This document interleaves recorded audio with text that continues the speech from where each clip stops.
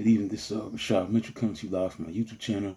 To continue on my part series, The Week That Was College Football History Review, the 1971 college football season. This is a new season. I'm going to be going over the overview, along with the milestones, the coaching changes, winning streaks, and the preseason poll, as well as week one. The season started on September 10th on a Friday, but the whole full week of week one of the 1971 college football season was September 11th. So here is the 1971 college football season. It was the year of Nebraska's game of the century, barely learning new tricks, and the Thunder Chickens. 1971 college football season, here we go. Lincoln, Nebraska remained the focal point of college football as the hometown Cornhuskers rode to their second consecutive national championship. Coach Bob Devaney displayed an enormous wealth of talent on both sides of the ball, and taking on and being the best teams in the college game. Oklahoma, Colorado, Alabama, amazingly were all victims. Nebraska. Yet the same trio was good enough to wrap up the 1971 season second, third, and fourth spots respectively in the Associated Press post-bowl poll behind the all-conquering Cornhuskers. The Big Eight Conference offered a spectacular entry into the game of the century, or college that more than 30 years later still is considered by many fans of college football to be the greatest game ever played. Our rivals Nebraska, Oklahoma looked up on Thanksgiving Day, dwarfing the NFL's holiday football in Detroit and Dallas. Now the nation's top two ranked teams played in an offense-oriented, knockdown filler blockbuster. The game was run by visiting Nebraska 35-31, and it lived up to every bit of pre-game hype as the two red-hued teams traded leads, spectacular plays all afternoon. The Huskers followed their Thanksgiving glory with the decisive whipping of Alabama, then the new number 2 team in the Orange Bowl, which wrapped up the national title. As the Orange Bowl telecast drew near its conclusion and the Crimson Tide was being dropped 38-6, it was suggested that Nebraska, after its 2-year run of 24-0-1, possibly could be the greatest college football team of all time. There were few arguments. The print media seemed universally to share that belief. By averaging more than 44 points a game, Oklahoma displayed a spectacular wishbone, led by quarterback Jack Mildren with 1,140 yards rushing, and halfback Greg Pruitt, who ran 1,665 yards. The Sooners scored more than 30 points against every team on the schedule, except for a 28-3 victory over Missouri. Oklahoma had laid 75 points on Kansas State and 58 points on Oklahoma State. While Nebraska and Oklahoma were anticipated to be very good, Colorado, meanwhile, surprised with its first 10-win season in school history.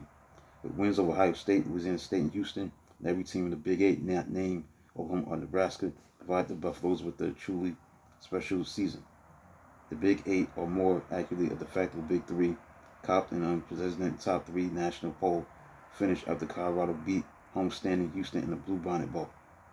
The Big Eight may have dominated the spotlight, but did not overshadow a fine season with myriad clubs.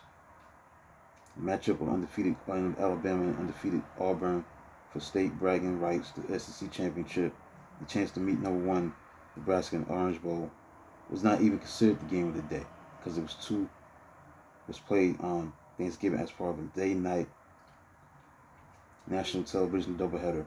Thanksgiving Thursday marked the first time since 1943 that 2 confrontations of top 5 teams occurred on the same day. October 9, 1943 featured top-ranked Notre Dame beating number 2 Michigan, number 35-12, and number 4 Navy topping number 5 Duke 14-13.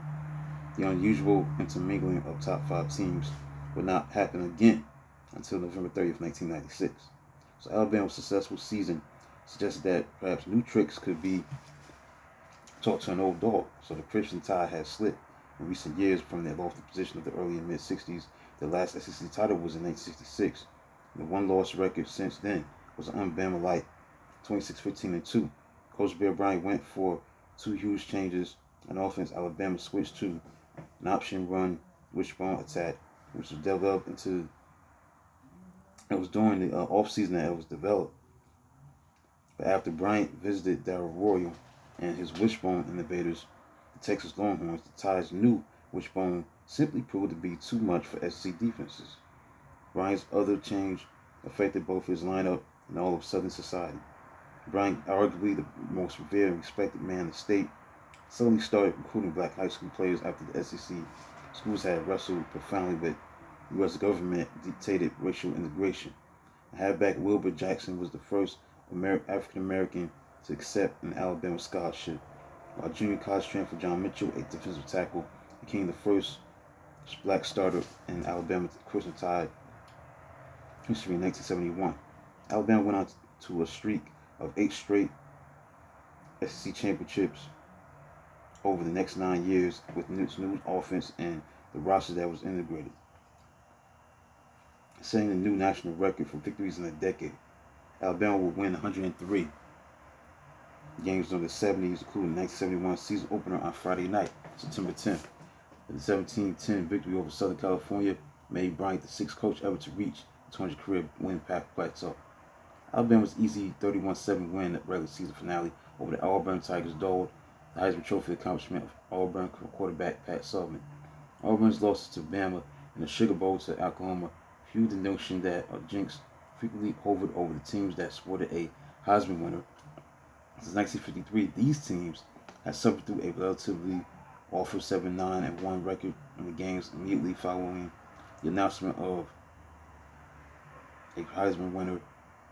In Sullivan's case, he was tapped only 2 days prior to the Alabama game, in which he slumped to 121 yards passing. Sullivan had edged Cornell sailback Ed Marinaro by only 152 votes, despite being outvoted in 3 of 5 voting regions by the Big Reds, record-setting Russian. Marinaro gained 1,881 yards on the ground for a new rushing mark and brought national attention back to the Ivy League. Michigan also ran the table during the regular season, gaining its second Rose Bowl bid in 3 seasons, so upstart Northwestern finished second in the Big Ten for the second straight year, managing its first victory over Ohio State since 1963.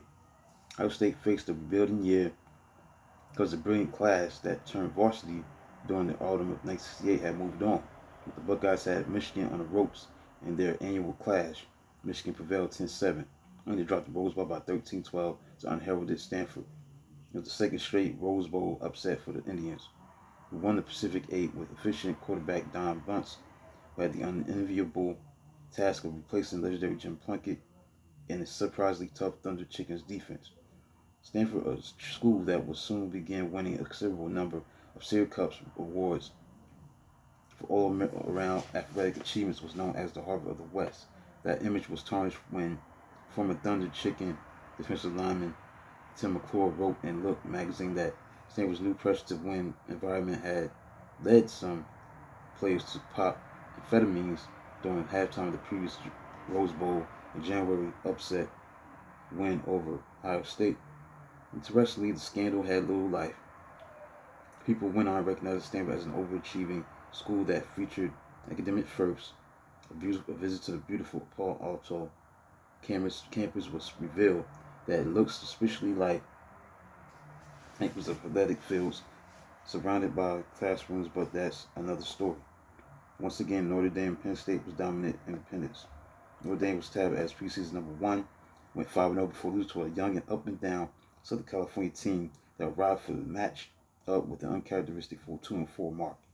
Fighting Irish were unsettled at quarterback after enjoying 6 seasons of quarterback play by Terry Hanratty and Joe Theismann. The December loss to Tennessee kept the Lions from their third undefeated season in 4 years. Their halfback Lydell Mitchell set an all-time touchdown record at that time of 29. The Atlantic ACC Conference, the Athletic Coast Conference, could boast that half its members were elite academic institutions and chose to raise league-wide standards for inbound players. High school grads were required to meet an SAT minimum of 800 and project to a 1.6 freshman GPA. 2 Clemson recruits sued the school and the conference, and a federal judge wiped out the new standards. The Clemson, Maryland, North Carolina, and North Carolina State began to recruit borderline players. Duke, Wake Forest, and Virginia chose not to and suffered the Hickston consequences for years. South Carolina had already packed its bags for independence over similar complaints about what it considered over-regulation by academic administrators. For the first time in 4 years, the Southwest Conference which had enjoyed 3 straight top 3 finishes, including the 1969 national title for Texas, was shut out of any spots in the final top 10. Southwest's highest ranking was its dismal 16th by a mediocre Arkansas club that lost to Tulsa. Meanwhile, Toledo ran its win streak to 35 games with its second undefeated 12-win season in a row. Quarterback Chuck Ely, the Rockets starter for all those games, set a new NCAA record for most wins by a quarterback without losses, topping the 25-0 mark established by Oklahoma's Jimmy Harris from 1954 to 1956. According to an NCAA survey released in 1973, 2/3 of all university-level athletic departments operated at a financial loss during 1971. The milestones that took place for the 1971 college football season was that, to limit injuries, NCAA banned crackback blocking on offense and spraying weak by defenders. South Carolina began play as independent after leaving ACC over dispute with conference's high academic requirements. The Southwest Conference accepted Houston as its 9th member. Cougars had a long wait for conference title eligibility, which came in 1976. The Big Ten rescinded its no repeat rule, allowing teams to go to consecutive Rose Bowl and finally Fiesta Bowl, which would grow magnificently into the original cornerstone of BCS championship in the 90s. Date made his debut modestly at Sun Devil Stadium in Tempe, Arizona. The longest winning streak entering the college football season was Toledo with 23 wins. Arizona State with 17 wins. Nebraska and Tennessee were tied for the 10-game winning streak. Now, the incoming coaches that came in for the coach change was Dartmouth, Jake Crothamel, Duke, Mike McGee, Florida State, Larry Jones, Harvard, Joe Restick, Illinois, Bob Blackman, Iowa, Frank Lauterbur, Kansas, Don Fambro, Miami, Fran Kirchie, Mississippi, Billy Kennard, Missouri, Al Onofrio, NC State, Al Michaels, Pennsylvania, Harry Gamble, Rice, Bill Peterson, Texas Christian, Jim Pittman, Texas Christian, Billy Tohill, Tulane, Vinny Ellender, UCLA, Pepper Rogers, Virginia, Don Lawrence, Virginia Tech, C.E. Coffey, Wyoming, Fritz Schremer. The AP poll for the preseason poll was Notre Dame. They were preseason number 1, followed by number 2, Nebraska. 3 was Texas, number 4, Michigan, Southern California 5, Auburn 6, 7, Arkansas, 8, Tennessee, Louisiana State, number 9, 10, Oklahoma, number 11, Ohio State, 12, Penn State, 13, Syracuse, Arizona State, 14, UCLA, 15, Alabama, 16, 17, Georgia Tech, 18, Georgia, Stanford, 19, Northwestern, number 20. September 10th, 1971, the season started on a Friday, where number 16 Alabama beat number 5 Southern California 17-10, with unheralded quarterback Terry Davis at helm. Newly installed triple option ran beautifully as Alabama gained revenge for his 1970 loss to USC. The Tide rushed for 302 yards, led by halfback Johnny Muso's 85 yards and his 2 touchdowns in the first half. Best chance for Trojans to tie the game came on special teams play in third quarter as wide receiver Lynn Swann broke free with punt return. Bama wide receiver David Bailey turned in play of game with diving hand tackle of Swann at the Tide 29-yard line after Swann maneuvered 57 yards. Trojans were unable to convert that opportunity thanks in large part to controversial 15-yard penalty on USC tackle John Vella, who was tossed out for throwing an elbow. Southern California gained 287 yards, 272 yards fewer than its win they had against Alabama in 1970, with tailback Lou Harris rushed for 116 yards. This win was Crimson Tide's coach Bear Bryant's 200th of his storied career, coming on the eve of his 58th birthday. Against West Virginia, beat Boston College 45-14. South Carolina beat number 17 Georgia Tech 24-7. The Gamecocks celebrated first game as independent with convincing victory over Georgia Tech, school that would take their ACC spot 8 years later. South Carolina could muster only a single touchdown by offense, but excelled on special teams that was led by defensive back Dickie Harris. Two punts were blocked through end zone by safeties.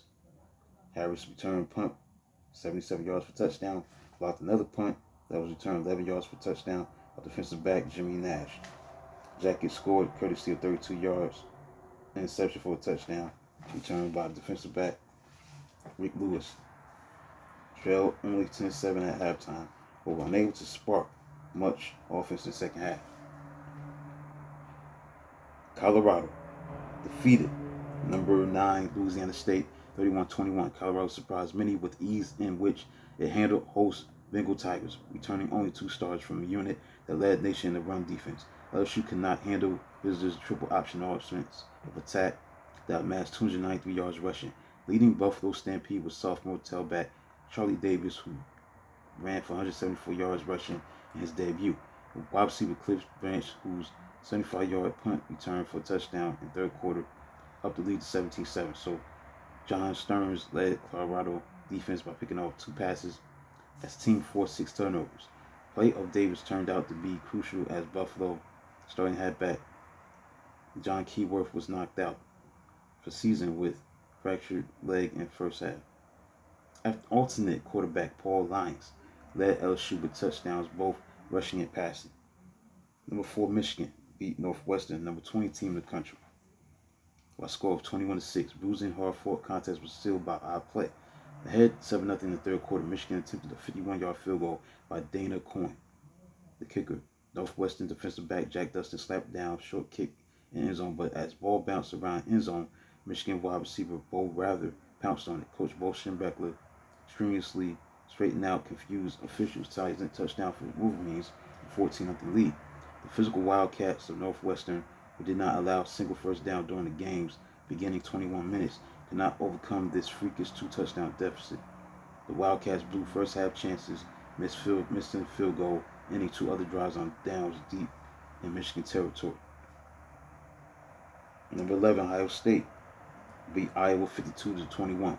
Rebuilding Ohio State opened with surprising style. Despite losing 5 players drafted in the NFL's first round, with the graduation and injuries limiting their offense to single returning starter, the Buckeyes gained 402 yards on the ground. Quarterback Don Lampka, backup safety in 1970, rushed for 100 yards and scored 4 touchdowns. While fullback John Bledsoe, who played all of 3 minutes in 1970, added 151 yards and 2 touchdowns. Meanwhile, the Hawkeyes managed only 21 yards rushing, although establishment of run game was prevented when they trailed 17-0 in the first quarter. Iowa quarterback Frank Sunderman passed for 216 yards, including 10-yard touchdown to tight end Tom Kabalka. Now, new Hawks coach Frank Lauderberg, 23-game winning streak evaporated, which he had compiled at MAC powerhouse Toledo. Welcome to Big Ten's version of Big 2, coach. Next, Nebraska Cornhuskers, number 2 team in the country, beat Oregon 34-7. Defending champion Cornhuskers showed no signs of letdown and pasting solid Oregon squad that returned 17 starters.